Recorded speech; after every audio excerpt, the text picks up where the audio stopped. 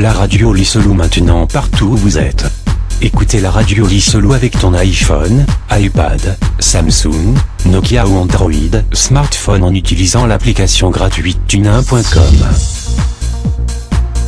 Télécharge l'application Tunin Radio pour écouter la radio Lisolou depuis l'Android. L'application Tunin diffuse un son haute qualité. Une fois installé, tapez Radio Lisolou dans la barre de recherche de l'application, puis cliquez pour écouter ta radio préférée www.radiolisolou.com. Bonne écoute. Oui, mbote mingi na bigno bandeko na ngai, mbote mingi. Ngai nalandaka nkumulu mingi très souvent. Nalandai na ba rediffusion belé, l'émission nous soit en les cas il fallait entrer la menazala mais na ba rediffusion nalanda depuis très longtemps na na mutuna et aujourd'hui merci et a invité à programme Yalelo.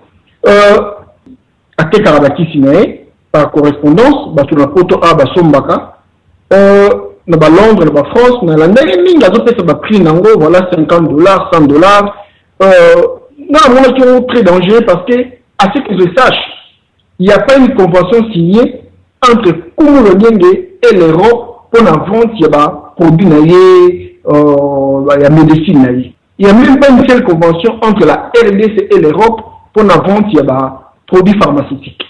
Dans le niveau Europe, on est ça là, c'est-à-dire atteinte à la santé publique et ça condamnable. Donc ça qualifié dans le niveau mon moto à la drogue et puis produits pharmaceutiques jamais par correspondance. Ça ne se fait pas. Et ça condamnable. Combien de fois tout le monde a la campagne de ça qui bat produits pharmaceutiques même par internet. Et puis les autres tout le monde a un coup de se permet il y a que l'arabe qui a poto produit naïe entre parenthèses pharmaceutiques mais par correspondance. On a réglementé à ça les bon examen moroté à ça fait autorisation moroté mais à se permettre de salaire. Et puis je suis sûr et certain que le niveau à Congo on a fait l'autorisation de mon côté pour exporter le produit dans le Liban. Donc, même dans le Congo, même en Liban, partout on a condamnable. Mais il y a des choses qui sont maïles. Mais il y a des choses qui sont avancées. On a fait la possibilité d'un moyen. Mais cela ne se donne pas droit. Il y a des choses qui produit par correspondance. Donc, au niveau de la porte, comme on est dans ce jouer canal. Et là, je profite pour donner conseil. Il y a des gens qui tout ça, la blague, on a été ensemble produit par correspondance. Oh, bah, qui s'y n'a biché à Bokoko, oh, Munganga, moi, en Afrique, atteindre la robe à Kissi, et ça, normal. Comme le l'air d'un côté, c'est un commerçant. En tout cas, produit, n'a voie déjà illégal. Yo sont bien, on lobby en cas de faux pas. À qui la faute? Parce que, aux actes intellectuels, aux actes conscients, même à aux actes ça. Le Ebola et son malheur qui a Afrique de l'Ouest. Mais qui est banal déjà pour ça aux États-Unis. Mais le ministère de la Santé des États-Unis fait une autorisation qui sur les éligibles dans le laboratoire. Moi j'ai demandé là, comme le futur politicien ou bien politicien a de la responsabilité. Parce que le niveau héros, le comportement aux autres, au cas ici, au comme même pas chef du quartier. Pour la bref, comme le courage, continuer dans la médecine aux salles, mais il y a plus de cadre de recherche. Et non, la cadre de Tekaba, produit Libanda sans aucune autorisation. C'est plus qu'un conseil. Merci. Bakisa justement, d'abord à moi, les banques na Katiamaï. Ceux qui n'ont souci psychologique, il y a Bisso, la Congolais, Bisso africain, tous à la peine à génie, Bisso mon propre, tout ça là, au Bisso, tout ce qu'on a parce que il est vrai que l'industrie pharmacopée oyo ils ont développé dans le monde ils ont un business parce que ici aussi en Europe il ne faut pas oublier qu'il y a de ces produits là qu'on nous vend ici qui n'ont aucune efficacité, ça cause beaucoup plus de dégâts que des solutions et pourtant ils ont une homologation de manière légale. Ce qui est soigné et bien porté aux dégâts a activé le laboratoire. Si avant de poser question, moi, quelque chose, parce que c'est aussi un problème de dire qu'est-ce qui est légal, qui a le droit à voter, qui c'est non. Parce que même les coupons dans le lobby, il y a des médicaments qui sont autorisés, mais qui font vraiment du mal. mais exemple ndeko goyave abi ezali vrai, sauf que c'est parce que ndeko pulula alinga aloba ndeko eza na bakisi mosusu oyo mezo rendre bato stérile ezopesa bato bacancer ntango mosusu lelo te mais à long terme. Et ata osali nini porter bato wana plainte baza tellement likolo et puis esalema tellement nanko neti bakisi ya basida wana barétroviral so babenga nini ke oza na chance te, sauf dans des cas spéciaux ne lobi kisi ya bausine esala mabele to kisi moko boye bango na bango basimbisa na batouche ou bien changer mwa masolo mo bacréer mwa eloko moko ndenge wana. Mais l'industrie ya pharmacie ezali pena contrôler na mafia moko ko imaginer te. Mais la simple question na tuna ndeko fumulo nenge est-ce qu'il a traité pe sida pour na yoka na radio na Congo bate bele ba traiter sida. Merci. Merci ndeko Goyave na sepeli na zonction merci 3 fois. Ndeko Goyave information pose anango to bien médecine triade ezali section na kati ya 3e voie. Soki na ebité soko so le cas na ba institution ya mboka na biso okutake section ya musala na biso ya 3e voie ezali autorisé na mboka na biso te. Information no ya liboso ya ngwana. Poye bake médecine triade ezali section na kati ya 3e voie. Et dès que 3e voie est en ordre, médecine triade est en ordre. Eloko liboso yo koyeba yango wana. Eloko ya mibale ozana ba raison na yo ebele ya koloba. Ekoki kozala mbala mususu oyebi te oyo ozali koloba. Na peso exemple. Nazali ngai moko te médecin wa traitaka naturel.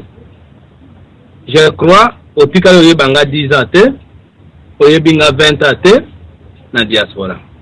Mais soki na tuni bato yo yebi 20 ans, 15 ans, 10 ans, 5 ans avant ngai na diaspora, o batindaka kisi bazali ebele. Eloko na oyebisa yo pona azali congolais ya yambote pona kotinda kisi na poto te. Yo pe na tikala kotindela yo kisi moko te. Ba prix ozwi na yebite na pesi yo ke ngana pesa ka ba prix cher soit moins cher. Nkumulo nyingi azali ye moko te na Kisasa. Po asalaka ba kisi ya nzete. Esengeli ngana lekaka chaque jour wana lobaka l'État na biso azwa biso en charge à contrôler biso. Ngai otikali koleka na commune ngana fandite otuna soki naza autorisé soki naza autorisé te. C'est ça eloko tozali koloba na bande kona biso diaspora nyoso te, mais na quelques diaspora na ndambo ya diaspora ya libanda ya mboka moto nyoso aza na Brazzaville na Mbujima ite pardon na Brazzaville na Angola na Rwanda na Burundi na États-Unis na Angola bisika na bisika omekana no kozalaka na critique avant le balikambu il faut omeka kozala na information sûre. Il faut yeba ke na Congo na biso loi moko ba vota ya génie propre congolais ezali déjà en vigueur. Soko yebi angote luka mibeko na yo ya mboka na yo na loi na biso ya Congo balobi génie propre congolais ezali autorisé. Même soki naza na mikanda te, soki na prouver que diarrhée yango yo natanga classe te, nasala kimunganga te, mais na yebi mosala wana na loi na biso génie propre congolais ezali autorisé. Contrat ya ba agence de transfert ya biloko na utai kolobake po koloba makambo yo lobi wana il faut dans la preuve que ngai nazotindela yo bakisi mpe ozwaka bakisi yango. Tant que oza na preuve wana te omoni ke biloko ozoloba eza na nzela te. Tango ozosensibilize bato ke soki nkumulo nyingi atindeli yo kisi ndeko na ngai ezali danger na yo mpo ete oyebi système alimentaire te ozali kolela mpe ozali kosalela. Oh. Ba ministre na biso bamelaka kisi ya bokoko. Ba député na biso bamelaka kisi ya bokoko. Même bakonzi ya mboka nyonso bamelaka kisi ya bokoko. Pona ni bango pe bauti na culture wana. Médecine chinoise balobi ezali médecine moko ezali traditionnelle. Est-ce que bazoboya yango? Bazoboya yango te. Ezata ke soki eza médecine traditionnelle nde ekokende poto te.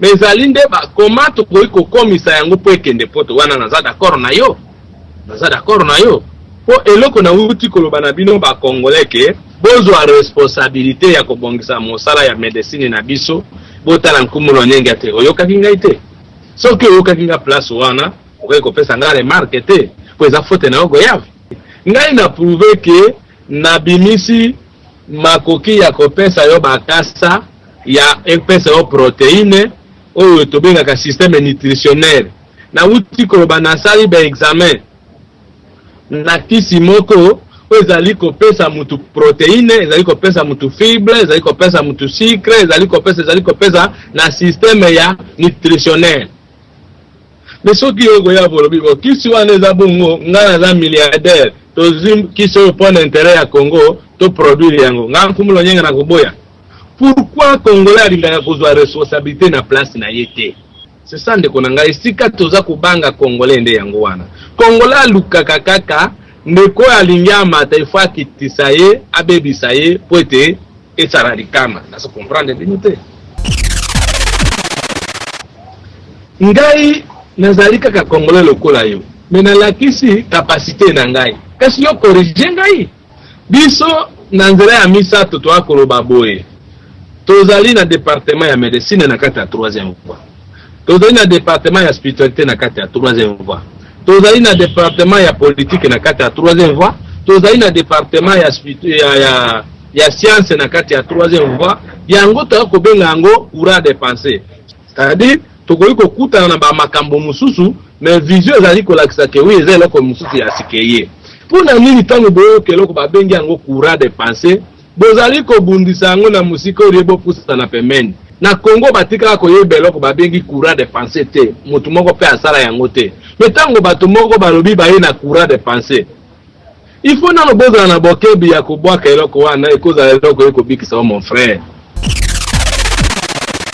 bato bazo kolinga kotia biso na place ya baopposant bato bazali kolinga kotia biso na place ya bata pouvoir bazali koyeba ke bazoyeba te ke outa na pouvoir outa na opposition courant de pensée ekosokipe na yo courant de pensée elingi koloba liboke ya makanisi ezali mabanzo ekobikisa mboka na yo na département nyonso osala politique benga biso tosunga yo tokosunga yo ozala opposant ozala mutu ya pouvoir problème na biso ezali esika ozosala mosala na yo elonga eza Congo moto ekoganye ozala journaliste poser biso question sur le plan journalisme na kokosala ndenge toza na vision sur le plan journalisme ozala ke ozana na problème ya informatique na ndambo na biso to memi to koloba no informatique tala mutaza département informatique yeyo na département nyonso courant tolobaka soki mboka ebebi na multisectoriel réponse kozala multisectoriel c'est-à-dire soki mboka ebebaki na makambo nyonso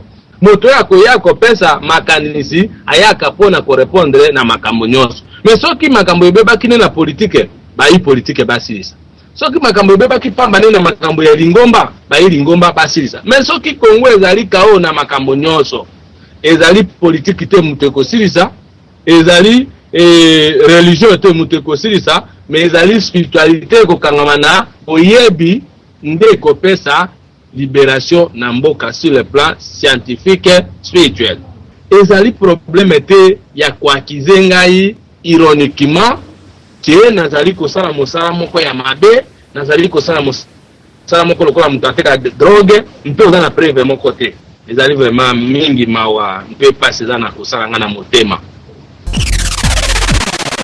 mena koloba boy mabe ezali te soki olobi lelo ke mokolo nyonso na kosalaka kisi ekende na poto te nga naza problème te poto ezali esika na ngai te poto ezali mboka na ngai te babengani biso na Brazzaville lokola bambwa est-ce leo tokende Brazzaville yo mpe bakobengana yo esika ozali kuna oske okozali susu kuna nga nzoto elilika mpona bapeye ya bato te ngai nakendaka nalobaka ke ngai nakofana na poto 10 ans te yo kanisi poto kaka ndenge yo za wana nde okanisi nga na yaka poto te mina koyo osala na fanda na saa musani nga nazoke na age ya kokoma mokolo kokoma na VS na nga na okelo sala na poto nini ngai naza kobimisa nde bongo na ngai na Congo tango na komi na âge à 50 ans 60 ans na komi na repos na ngai.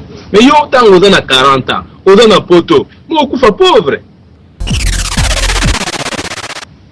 Mais 1% na nga na ko s'inquiéter ezali pona bandeko na nga ba congolais boza kuna. Soko ozomona souci na nga eza yogo ya boza kuna elimo na yo eza awa bakundaki motoru na yo awa yangai pe ezali relié na yo dès que yo ozo souffrir ekosala nga passe moto aza na bokono na poto na hémorroïde awa eza na basigne eyebana quand même pas mondele bakosala examen hémorroïde était mon frère Goyave boso bapesi yo kisi hémorroïde babomi yo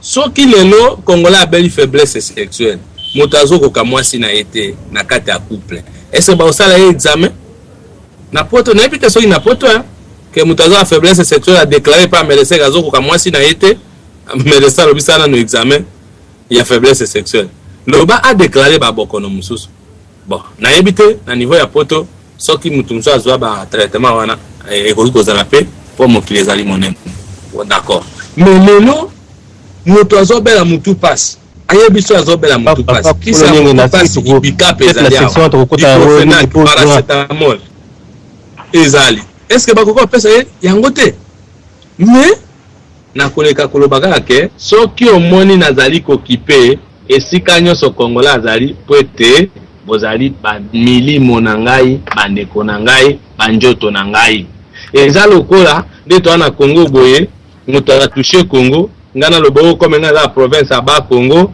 na occupé na ngai te na province ya Équateur wana naza congolais te c'est la souci ya nationalisme et la souci ya polo mabere. C'est pourquoi je mets en garde mes frères autres en ratia poto bâti la ressemble à produits pharmaceutiques par correspondance osaka yomote ba guérisseur rebelle en Afrique bazo salango. Parce que qu'est-ce qu'on y a en agence et puis produits pharmaceutiques et il y a attendu nous boya nango ba kanya on a ça que tient na godo ya nango non et que na conteneur moko hermétique bien spécifié et que na batena na ça ba conteneur net ya ba chaka ba mungusu ba ndunda ba sangisi non santé ba saka na côté tout ça contre la médecine na bisoté tout ça contre mais la manière dont elle est pratiquée c'est vraiment d'une manière illégale. Tant au bloc réglementé, n'a pas date, il y a présent préemption, tout ça fait là. Mais lorsqu'il s'agit d'un élément naturel, est-ce que pour naïba que manga, tazazuka fruit manga, et ça sous na ita ko liango te fo bakoma étiquette sikolo na ngobe soko na talibra ko yeba ke oyo na ko iko zwango ona ko iko zwango te. Matondo pe yenge ngai na bino ba sondenge bozali na kati na conférence na koti quand même na moi retard mais ngai kala sala moi intervention peut-être que ça un peu en dehors il y a sujet mais na réagir kaka un peu na point de vue à Ndeko Goyave ndenge azali koloba. Je pense que nous devons faire très attention Ndeko Goyave tant ozali ko sala ba argumentaire la loi parfois c'est bien. En Angleterre par exemple na éviter na mbambo comme ça on peut ça cas Angleterre. Tous la médecine chinoise c'est ça tous la médecine chinoise opéraka c'est-à-dire travaillaka sans problème nga moko nazali cas vivant moi si nanga na problème akobota akindaki pas médecine chinoise oyo edaki et puis même temps azuize ni muto na simbi kaka palpitation ya nzoto na ayebisi okobota mwana mobali. Donc je pense que nous devons quand même faire un peu attention parce que tant qu'on dit que oui, ils allaient en termes à considérer les produits pharmaceutiques ainsi de suite. Les produits ils allaient mélanger, peut transformer, peut dans la durée de vie. C'est tout à fait normal qu'ils aient réglementé selon la législation à Mindele. Mais là, le cas exemple, pour la PCA, il y a manga, il y a pondu, et kotaka, maman tembele kotaka. Donc il y a un groupe et subir réglementation. Na éviter ceux qui vraiment tokozwa na ndengwana. Et puis même ba produit amindele pe kota kana mboka na biso est-ce que subir la réglementation na biso ou bien subir la norme na bango moko. Donc quelque part na kanisi de ce côté-là, il faut quand même moins flexibilité moko ezala. De façon biso mon côté tous à bourreau ya bandeko na biso devant mindele pour leur donner des idées qu'il faut pas dans la télé dure envers biso alors que jusque là ils sont en relaxation.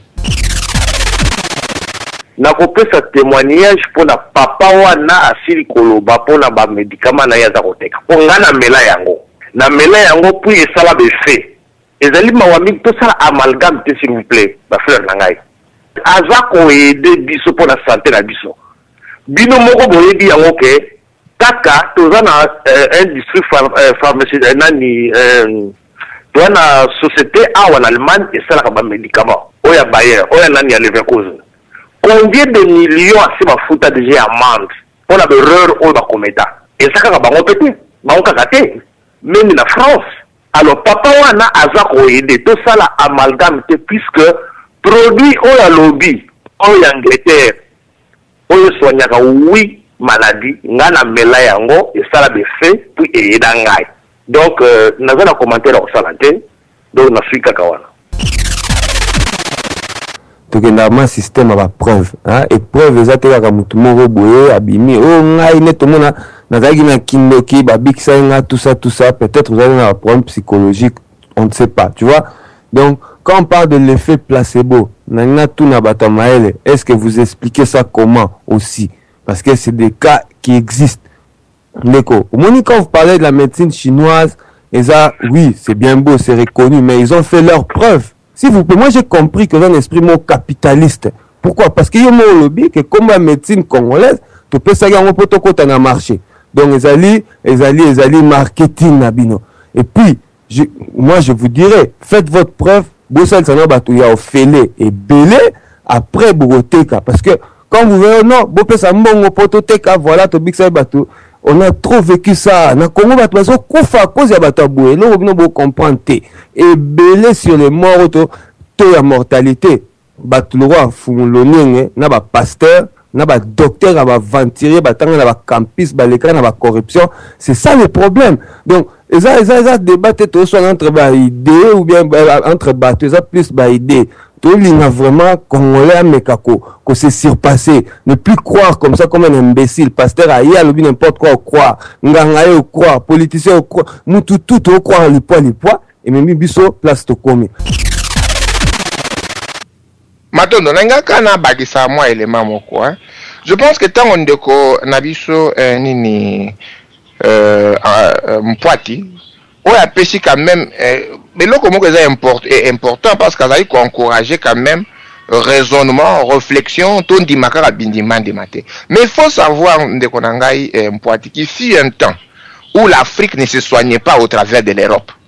Mais si autant l'Afrique ne se soignait pas au travers de l'Europe, l'Afrique appliquait quelle logique pour pouvoir survenir dans la difficulté en termes de santé publique, il y a batounaye.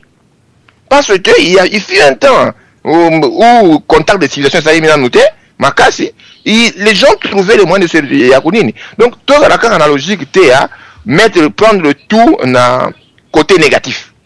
Total la rappel côté positif. Na zonga na likambolobi il y a quelqu'un de faire approuver bakisi to makamona. Vous devez savoir eloko moko de konanga mpwati que bakisi pesa ko dépendre na paradigme.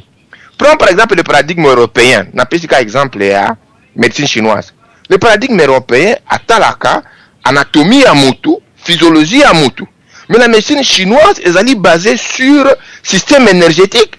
Yamutu. Oh, les Européens ne croient pas, ils n'ont pas de preuves. Tant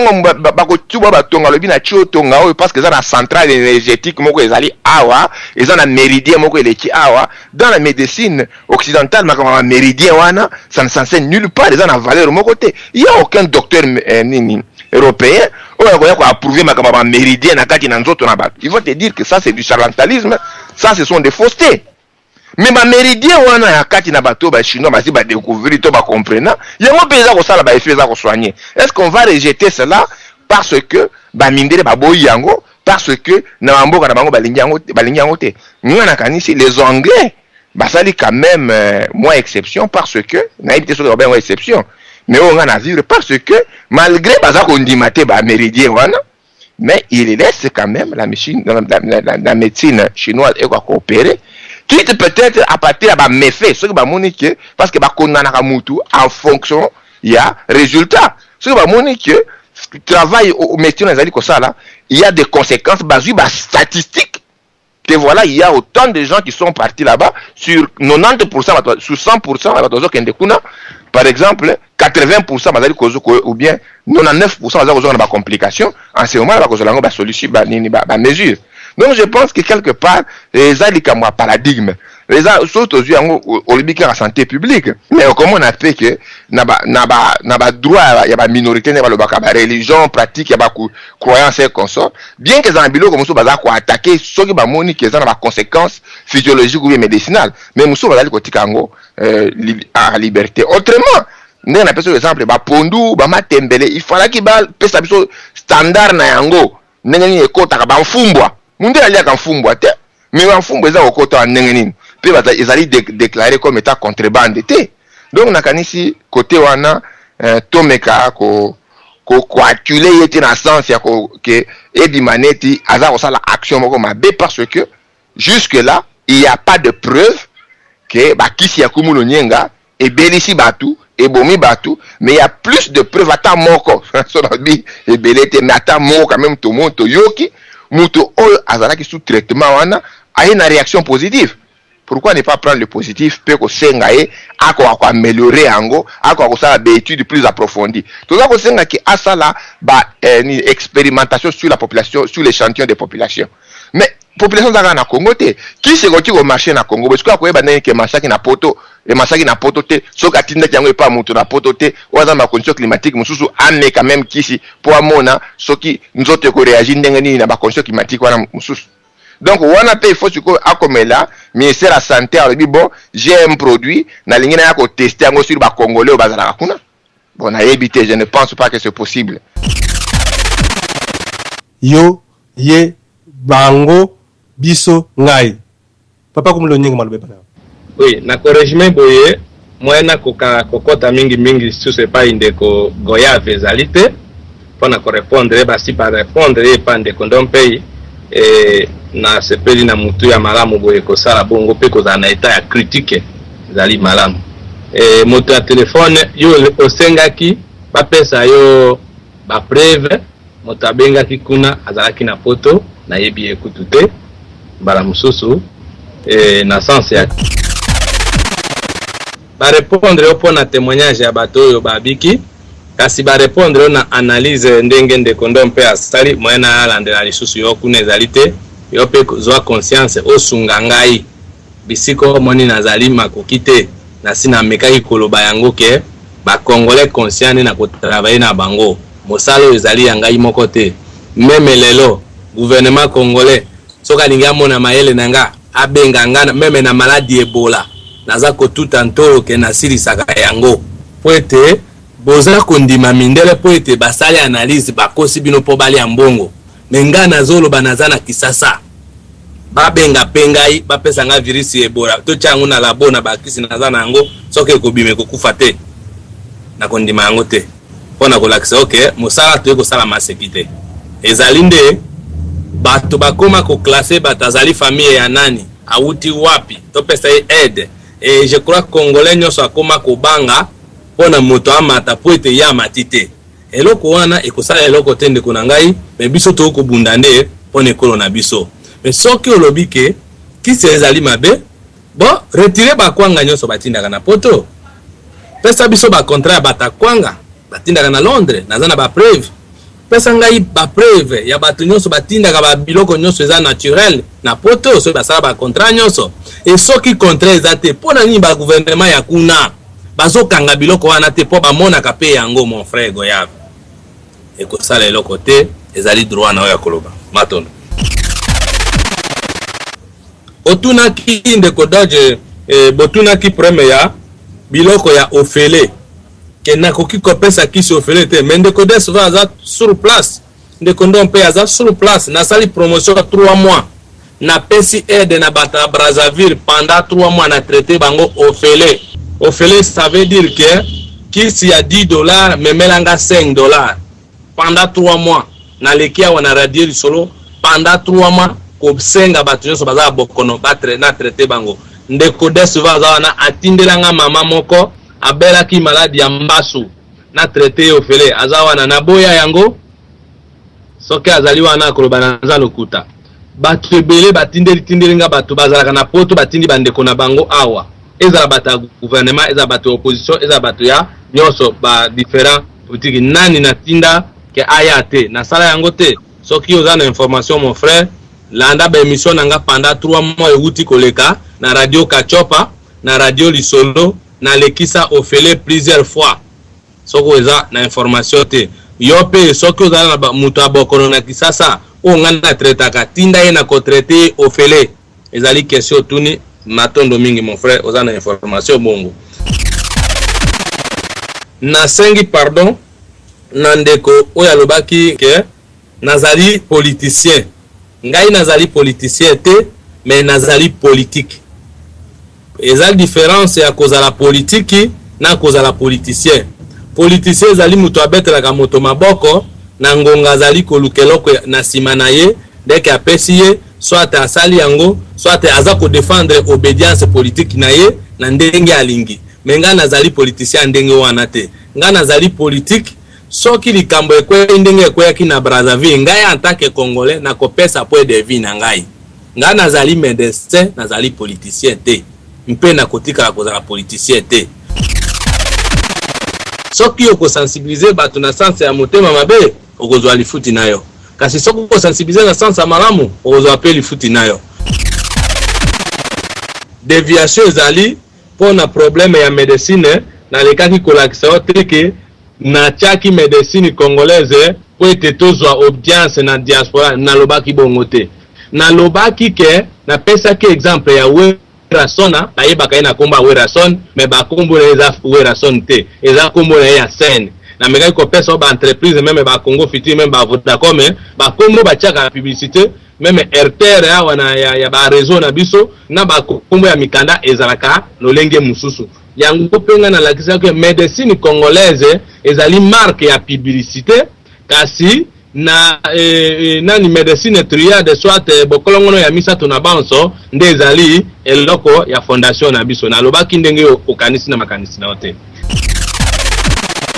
jamais nga na ko finga congolais ki azali pauvre mais na lobaki na sens positif mais ndeko alingi toujours atianga na sens ke na fingi bandeko nanga ba diaspora pauvre na lobi bongo te na lobi boye diaspora oyo azali kofuta impôt na poto azali kofuta nyonso mais bazali kofuta 2000 euros ba document ba makambo nyonso bazali kosenga ye mais 50 après 20 après akufa pauvre na lobaki bongo ça veut dire quoi na poto batikela bino moins espace ya mukeka ya yo ko vivre mais pour ça ba faire na yo vraiment o sala mosala na yo ndenge ozozwa salaire mon frère eza pasi pokoma na mbongo ebele ezali na sansa kofinga te na lakisi ke mboka wana batia biso na bombo meme nga soki na ye na poto lolenge na kotravailler na poto na lolenge na kotravailler na Congo avantage eza plus congolais kosala na mboka na ye soki yo komona ndenge na lobi bongo ke na fingi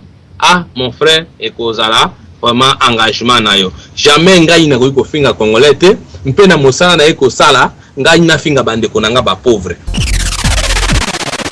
mais faut tout yeba eloko ni babengi dose eloko ni babengi kir eloko ni babengi effet secondaire eloko ni babengi mode d'emploi na kisi biloko wana soki nano yo yebi yango te tika lisolo wana biso toloba tango tolobi dose na tolobi kir ezali soko komela 10 jours c'est ça kir na ezali pour 10 jours mais pour na ko déterminer que kir ezali 10 jours il faut quantité ezala quantité wana ne babengi dose soki na yebi soki kiso ko bandomela lutu mibale na tongo lutu mibale na pokwa to calculer pendant 10 jours to kopesa autant de lutu c'est ça wana to sali dose to sali pe kir mais effet secondaire ezali avant la pesa moto kisi na ngai fonga moko na meka kisi na yeba kisi wana esalaka ndenge ni ponga na yebisa moto ke kisi esalaka boye mais il faut pena comme na papier ke kisi esalaka boye na koyebisa moto avant mpe bakisi soki biso batoto traitaka na ba produit naturel avant na pesa mutu kisi nanga na insistaka toujours awa na kisasa ke kisi na ngai ava osalela kisi na ngai kata kiri nyonso ya kisi oza na yango ya mundele 5 jours avant ou bien une semaine avant. Pona nini nayebi ke eza na bakisi mususu esirikilaka 24 heures eza na nzoto soki otiki lelo tilo beza na kata nzoto soko pesi kisi mususu eko réagir ba biloko wana mon frère okotangisa ngai te mutu nazali na domaine ya médecine. Dans ce cas soki natindi kisi na ndeko na nga congolais soit na pesi kisi na ndeko na nga congolais ezali na sens ya koboma mutu te mpe otikali koyoka nano nga nayebi te soki omela kisi na nga esala yo fe oyipe ko témoigner sens na ya malamu tout comme na sens ya mabe oza libre ya kodiaboliser mais yeba ke na spiritualité nyonso koloba esalaka nini efe na yango ezali ngana koyebisa mpona koklotire boye bandeko na ngai ba congolais esika bozwami esika bozali l'état na biso aza na responsabilité ya kopesa biso makoki ya biso ba médecin naturel tokoma ndenge bino bolingi tokoma wana ezali reproche na bino ngana oboya yango te biso pe ba commerçant ya kisasa pe ya Congo tozali pe na droit ko investir na médecine na biso bino pe ba économiste ya kisasa pe ya Congo pona nini boza ebele na diaspora te bokoki ba kumulo nyenga eloko yena yango ezali malamu zwana neloko o produire boye soki na koyi koyiba mbongo yango soit na koyi kolia mbongo yango ekoki pe kwede bino na kokoka komona mabe ya mosala na kosala mosala oyo nalingi na tuna bino boye bolobe ngana za politicien te na ko poser bino question ministre ya santé aza politicien ou bien alandaka makambo etali santé soki tozwi na mboka ya solo ba mboko ezwi ba développement soki batie mutu ministre ya santé est-ce que musana eza vraiment ka politique ou bien musana epezalaka ko s'occuper na kosala musala ya bato babika na makambo etali santé ya mboka na biso c'est-à-dire il faut qu'on y ait ba différence entre mutu azali asali politique ya kobikisa mboka na ye na mutu azali kosala politique ya mosala comme politicien ngai soki lelo balobi ke batienga ministre ya santé na koki kosala pona kolakisa valeur ya médecine mais na kozala ministre te pona sala politique pona koma député pona koma président de la république non eza mosala na ngai te mon frère pona nini te ongla ninga kocha moto esika ya zalite bon tango zolo bananga ondengo zo sala ba sensibilisation ya médecine no bilobo koma député no bilobo koma ministre no bilobo koma ADG ya mboka monene soit grade moko ya monene mon frère ozo banga nini mon frère ezo sala yo pasi wapi pona nini kongola atalaka mutuka na face ya mabe yo tika yo kateke ngana na sensibiliser bato na politique awa na sala ba réunion politique boye nazo lakso ke na courant na biso idéologie politique eza na kati mokoki ko pekisa ngai na ye bamboka na ngai te okoki ko pekisa ngai na sala souci ya posa ya politique ya mboka na ngai te mais na kozala politicien te ba américain ba finansaka Amérique bazali ba politicien te ba américain ba finansaka ba français ba finansaka France bazali ba politicien te ba chinois ba finansaka makamba ba chinois ya makambo etali santé chinoise bazali ba politicien te mais ça na bato mususu asalaka politique azimbongo na ye esala na santé ya mboka na ye ezali mabe eza na bato mususu aza joueur apesi mbongo na politique ebo esunga mboka na ye na utaki komona Messi sauf ngana za la mutu ezosala te Messi ya joueur apesi $1 million na ye na ba Israelite soit na nini na mosala ba kosala kuna na pasi bato bazali akabeli bango mbongo po esala mosala moko songolo paka pona nini tende ko kosala yango na ndenge olingi souci ya médecine oyo ya biso eza na ba norme pona nini yo koloba no ndeko nkumulo nyanga na tinde yo $100 na yo osomba ata singa ya boye po esunga bandeko nanga congolais mosala ozosala na eza salite na tinde yo machine ya $200 ozwaka kisi okangaka yango pona nini yo kosala tende ko kambo ezo toucher santé na biso amoni ke souci na kase mitema ya bandeko ezali makasi mais esengeli ke biso nyonso totia maboko po totombola eloko oyo balobi na français bino bato kotanga mingi mieux vaut prévenir que guérir ndeko ton père lobaki na biso awa ke il y a un open de comment on a le bâti qu'est-ce n'a pas bominani oh toyé pour la toloba et ça il m'a bien la mutumini mais justement parce que toujours le de façon que ça la mutuma bête tout c'est la tête que mutu a kufa na simato bandolela c'est mieux de prévenir batu que bat consommer qui si on a été au niveau Europe parce que ils ont un voie illégal d'inspiration et ébanité d'être la fabrication et ébanité composition et ébanité. Namoni Nasalamwa ba mise au point Moromouké et je remercie Lompé et l'équilibre Solangai. En tout cas, après qu'il est parlé, il y a vraiment très peu à ajouter. Bon, il y a toujours un aspect, il y a médecine au Tobéni Triade, aspect, il y a plusieurs aspects. Il y a un aspect juridique, où on a un expert, on a été recouvrir la montée parce que il y a des gens basés experts là, on a vu ça que ouvrir un peu l'aspect juridique en fait. Moi, informaticien, non, je ne m'y connais pas là-dessus. Il y a cet aspect aussi qui est scientifique, donc qui couvre la posologie et tout. Bon, voilà, Kumulo Nyenga est bien placé pour couvrir le côté voilà. Tout ça, c'est un domaine tout où ils allaient côté spirituel. Côté spirituel, je suis sûr qu'il va trouver quelqu'un, ou bien Moutoumor entre Bissot, qui peut élaborer là-dessus. Donc, j'ai fait un petit contour. Dans mon équipe, aspect autour de la mine, des mine aspect juridique. On ne voit vraiment pas le bon côté de la chose. Il est très typique aux Congolais de voir un verre d'eau à moitié vide. Et nous, quand on a évité l'interruption, on doit arrêter ces choses-là. Il ne faut pas commencer à lancer des pierres de gauche et droite et dire à la fin que c'est le Congolais qui n'aide pas le Congolais. On doit être optimiste. Comme le Ninga a bénéficié le Congolais. N'a la zone moutou et pénémé la bâtisse n'a pas encore. Aébinaï. N'ingo wa bien. N'a mela la kisinaï. Nazali parmi bateau na roba na pesa na esprit na kotate. Na kotate, mais je pense que c'était une obligation morale. Au série que na kotale lo. Na pesa moi mon âge na onga na yebi o sala pour na ngai. Aébia zo kangai.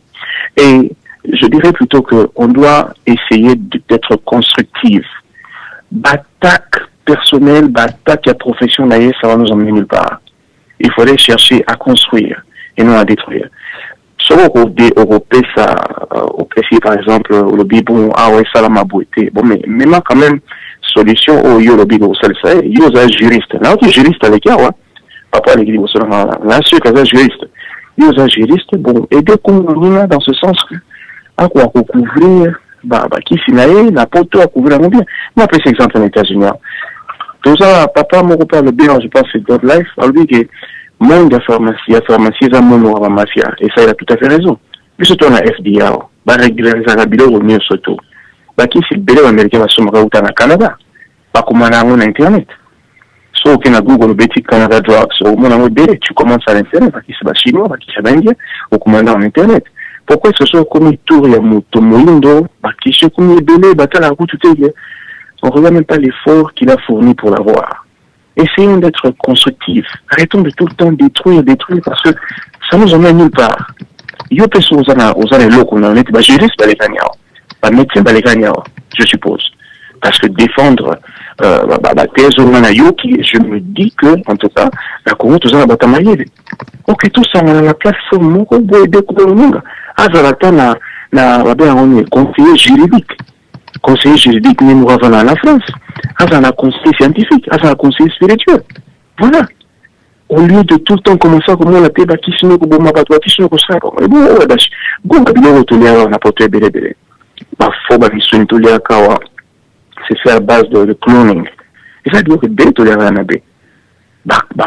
Soldats, Melakawa, plein de trucs qui sont mauvais. Cancer et thérapie. Puis c'est un truc comme ça. Sur mon moniteur cancer, mais ça vient de sa nourriture. Nourriture, on a pas régulièrement. Carabine va gérer, c'était. Voilà. Voilà, essayons d'être constructifs. Comme le nom à moi, tu as mon support. Oui, bien. Là, on supporter fort, non, parce que du moins, au pied dans le lot. Arrêtons d'être comme les crabes.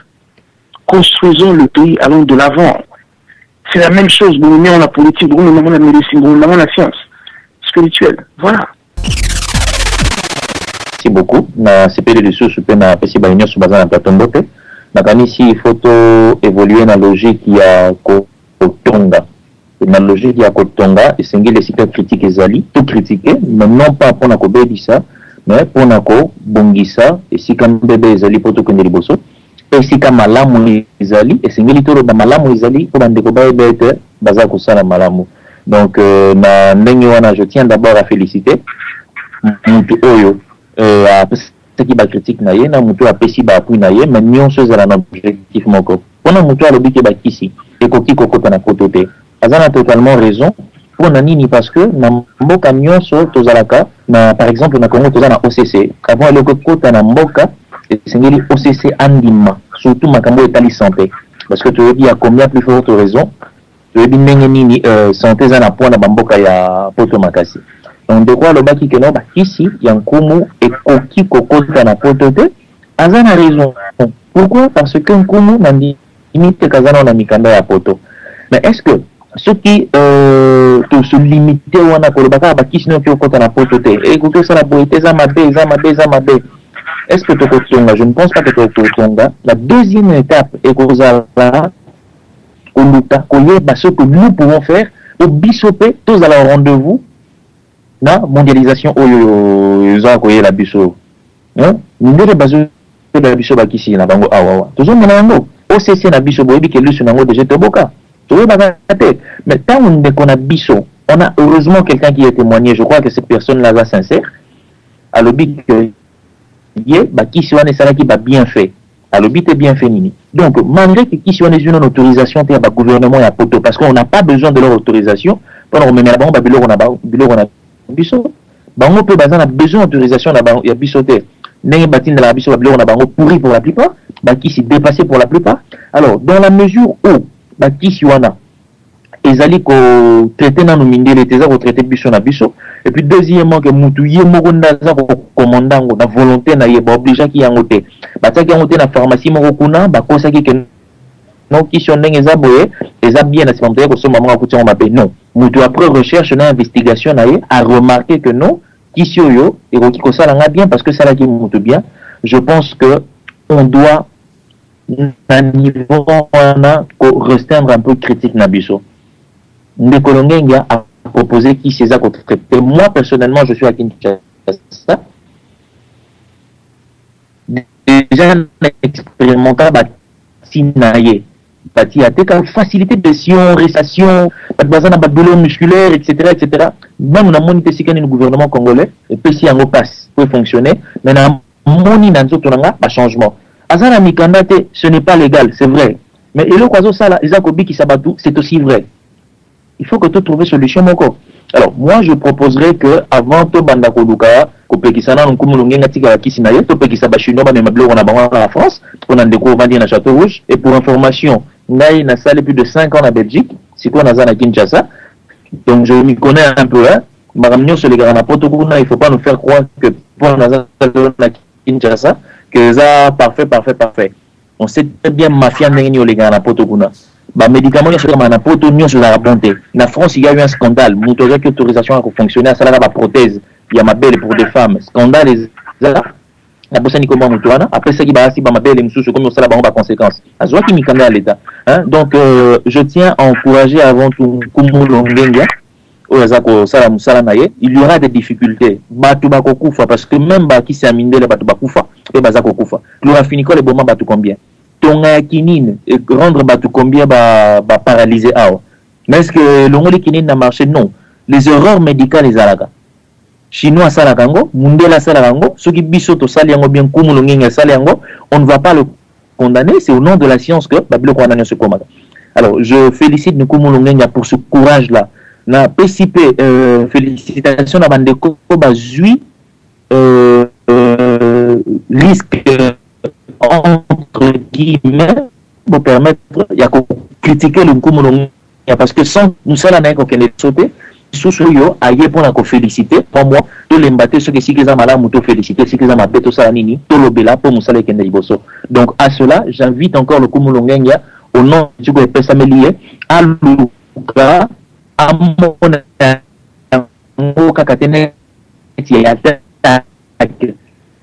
mais à Luka Mayele, pas Luka Kanda Wanda, à l'partenaire de sorte que Oyo, ils ont fondé l'objet, mais l'objet sont au côté de tout le monde que non, nkumu azalaki illégal te. Donc 5 ans akomi illégal, bakisi ne komi okende poto, komi okende aloela. Alors ce que moi je regrette Negonanga et Soleil, que l'émission est tournée au Moroboya bien te, que netika keno biso ngana ndeko goyaf, parce que je le dis vraiment comme je le pense, tout ça contre Mutu Kinandi ou bien Kumulonyenge ou bien non. Nous on se pose des questions, les radio Lisolo, les alaka bon a. Donc il faut pas qu'on ait un esprit moko, il y a qu'on manipuler Batou, il y a qu'on imposer Batou une idée. On est contre ça. Alors il faut pas qu'on va fiter. Nous on se pose des questions. On a tout une question à Sida, tout qui n'est pas bien. D'accord. Médecine chinoise, ils ont fait leur preuve dans le monde. S'il vous plaît. Les Chinois, ils ont d'abord leur médecine occidentale aussi, où il y a danger, où l'équipe paye va payer européen. Bah, ça s'appelle la médecine traditionnelle chinoise, où ça exploite depuis des siècles peut-être. Bon, bah maladie, on a au testara, yo mo zala nango. Pour traiter maladie, il faut zala nango. Y'a mon lobby, s'il vous plaît, surtout comprendre, encore une fois, vous avez un témoignage, non, ça c'est pas la science. D'accord? Ça c'est à l'église. La science, il y a une preuve à l'appui. 1 plus 1 égale 2, ça veut dire quoi? Vous avez un moutabeli, total oui, azobe la maladie boy. Pas au CPC, kir na yo na dose na yo. Après tant au PSA qui total résultat. Tu as 50 personnes, tu as 200 personnes te tester. Ndeko, il faut pas nous prendre les oh non, tout ça ceux qui vont payer. S'il vous plaît, ndeko nangaye. Si vous avez besoin d'aide, vous avez besoin de la subvention, vous avez besoin de mbongo. Yaka na esprit à bien, solo la bien. Ndeko, bon soutenir là. Il faut pas oué là-bas. Argument là yo. Au moment où les frères ne sont pas d'accord parce que Maël et Nabiso peut-être ça mouké, tu comprends te. Bon nous comme ça jaloux. Ya bo yango comment ils ont avancé à cause de le roi ngana goyaf parce que ton dimi nkumulone ngete s'il vous plaît. Au Congo il y a des gens qui sont malades. Ma banze alors que ezali ko s'occuper pour nanga ezali malade ya sida te quand même. Na la kisi OK nazali na bakisi o ezali ko pesa na système nutritionnel plus de 8 produits. Pour na nini ozali ko s'occuper ka na eloko ya oye kohiko kotisa Congo na libulu lisusu orie okota na makambo etali vraiment oto akolobela. Le sujet ya sida ezali te. Soko okolinga lisusu otunanga motuna sida na tienne point d'interrogation wana pourquoi question ezali en dehors ya VIH sida. Ça c'est un. De deux, oyebi que partout dans le monde moto nyonso a se prétendant que abimisa ki sida azate. So olina répondre oni na traitaka sida po olobake wi alobaki ba traitaka sida après bakatanga mosala va na si sa mission nanga wana répondre on alinga la facile. Vraiment nazali na no point na préoccupation na sida te po ete ba congolais baza na sida baza muke que ba congolais oyo baza na hémorroïde que ba congolais baza na faiblesse sexuelle que ba congolais ya diabète. Pona nini te otunanga na ba expérience na ba bokono mususu na lobaki awa olingi osote bar kaka na esiko yebi ke na kokota na libulu ndeko na ngai.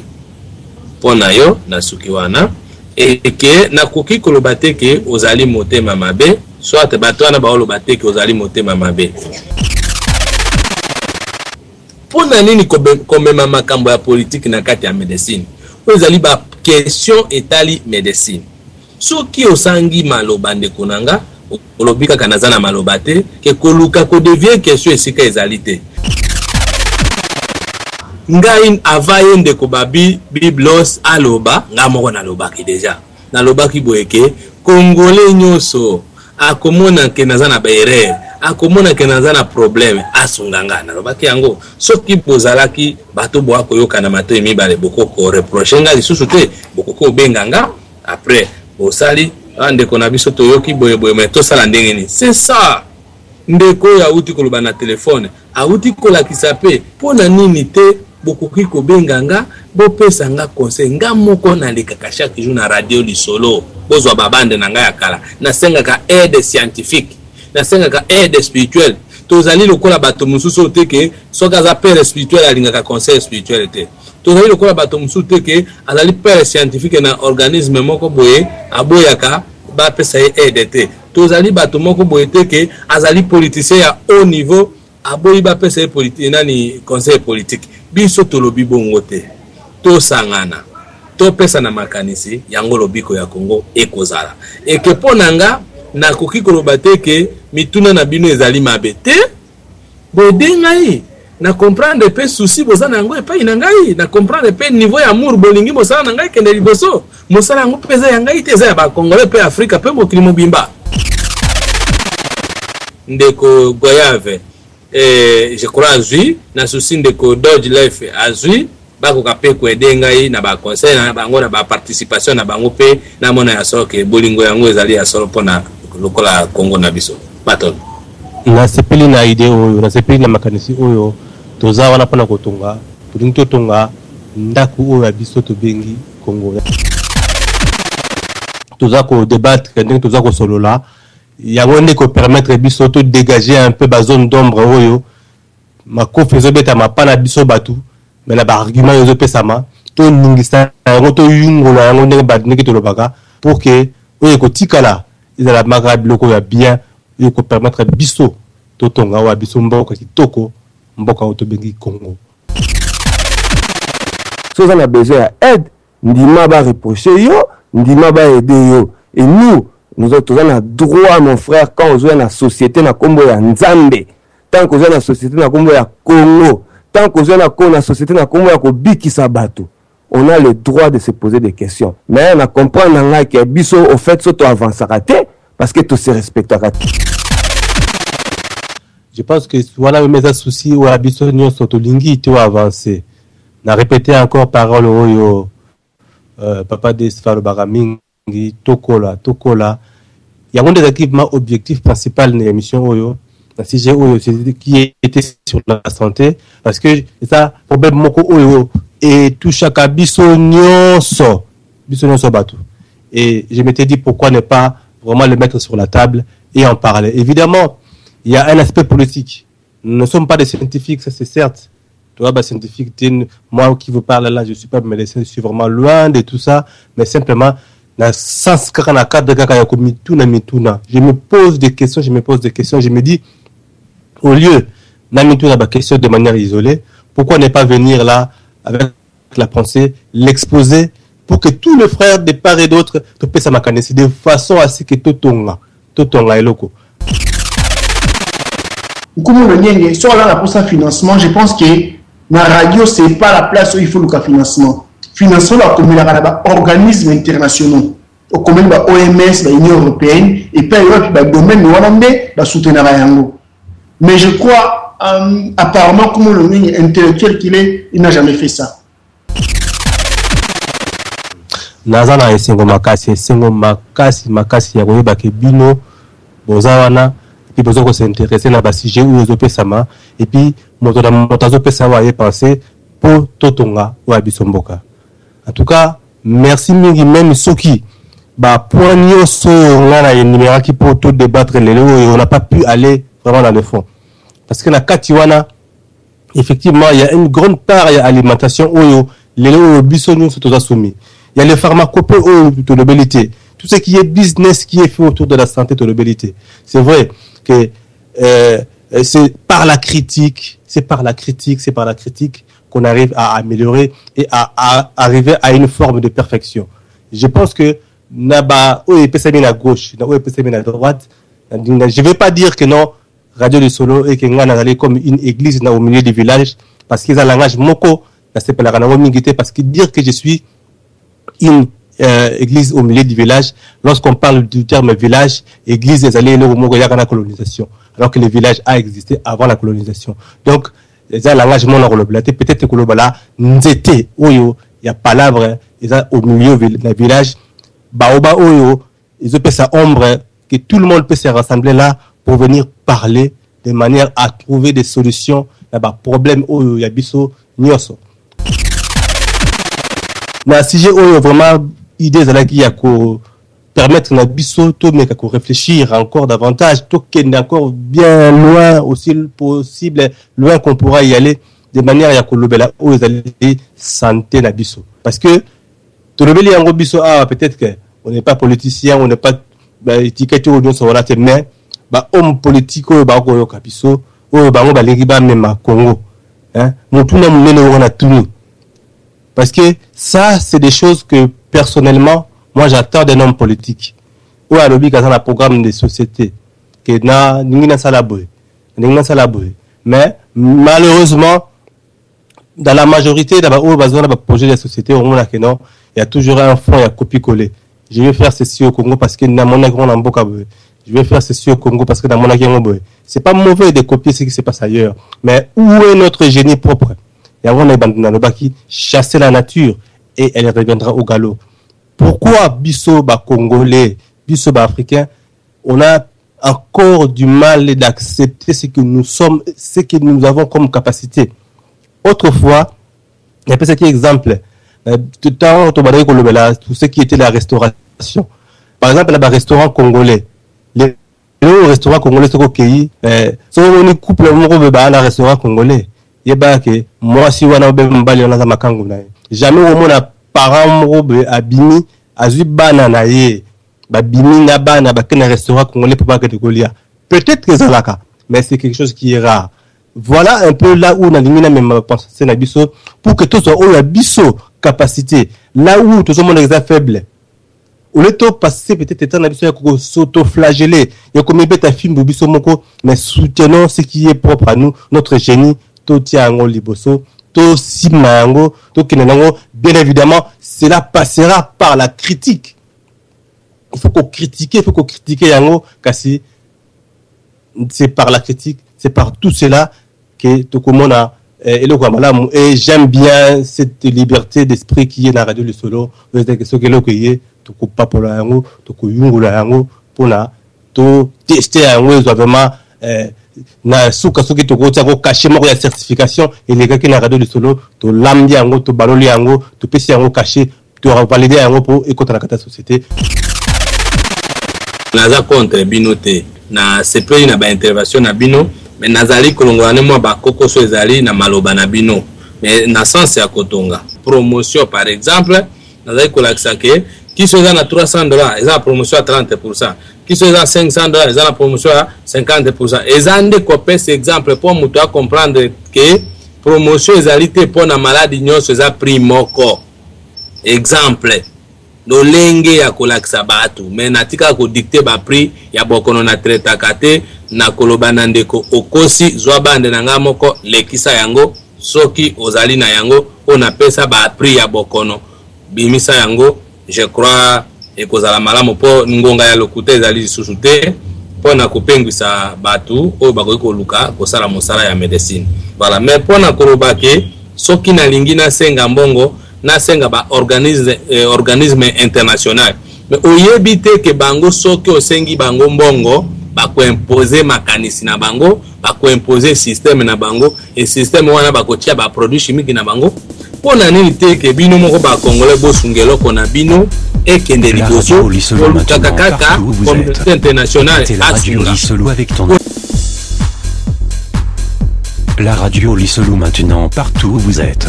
Écoutez la radio Lissolou avec ton iPhone, iPad, Samsung, Nokia ou Android, smartphone en utilisant l'application gratuite tunin.com. Télécharge l'application Tunin Radio pour écouter la radio Lissolou depuis l'Android. L'application Tunin diffuse un son haute qualité. Une fois installé, tapez Radio Lissolou dans la barre de recherche de l'application, puis cliquez pour écouter ta radio préférée www.radiolissolou.com.